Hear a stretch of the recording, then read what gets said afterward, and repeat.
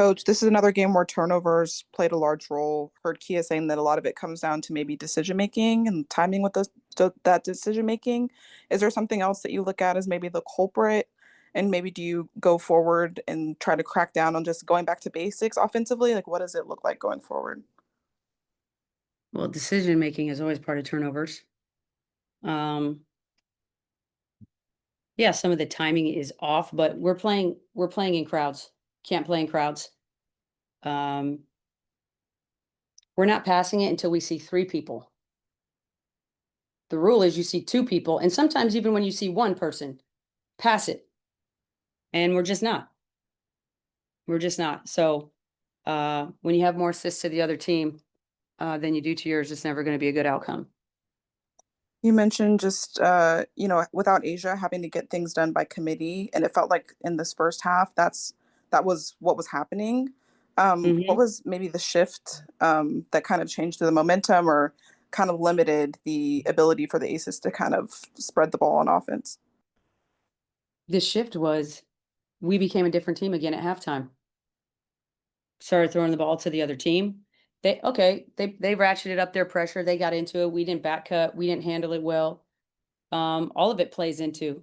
The other thing is not getting stops. I thought we had again. We don't play a full 40. We just have these huge lapses. Um, offensively, especially. I mean, like I said, the first 5 minutes we have five turnovers. Like 21 turnovers. Think about that. You're turning the ball over every other minute. Every other minute. Throw in the 9 offensive rebounds they get in the fourth quarter, like, that's a lot of possessions. Um, it's hard to manipulate those numbers. Is it almost, you mentioned like a split personality thing with the team. Does it still feel like that in some ways, like coming out of the half, it just looks different? I mean, it's the same people wearing the same uniform, you know, same basic game plan, and we don't execute it.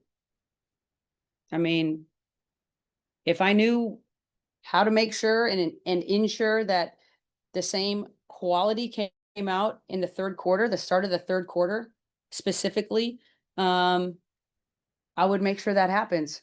But for whatever reason, we come out of the locker room a completely different team in a not a good way. Okay, last one for me. What do you just want the biggest takeaway from this game to be for your team? Like if you, I mean, I don't know if it's how you talk to the locker room or whatever, but like what do you want them to take away and have in their mind from this game? What do you want them to have learned? Well, I mean, we're still looking to play a complete 40 minutes. And until we learn to do that, we'll continue to lose.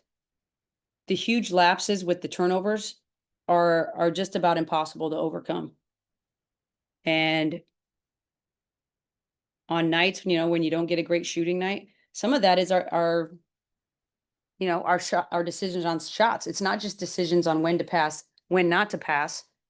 It's decisions on shots. We're trying to shoot it over 2, 3 people, and people are open. If it feels like there's a lot of bodies in there, it's because there is, but it also means somebody else is open. And many times we're so deep we get in there and we can't even give a good pass. Like it's a bobbled pass. It's not a good pass to shoot. Um, you know, part of being a good shooter is the pass. And just not sharp in that area. All right, we'll go to Nikias. Hi, coach. I guess just bouncing off of the turnovers in the offense in general. Like, have you found the need to kind of, I don't know, do you feel like you've needed to call more sets, just to kind of settle things down offensively? Do you feel like they're finding the right balance of what to run, how to space, and I things like feel that? like when we call a play, we sometimes run it decently. The whole thing about having an offense, it doesn't matter what offense you're running. If you don't screen for each other to get each other open, you don't create any advantage. The whole point of screening is to create a mathematical advantage for yourself. And we don't do that.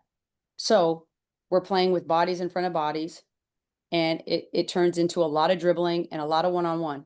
Part of our lack of ball movement is cutting, is getting somebody open. So, um, you know, the two go hand in hand. But if we're just gonna play a game where they get to stay between us and the basket the whole time, and we never create these advantages either with screening or cutting hard or movement, it's gonna be a long season.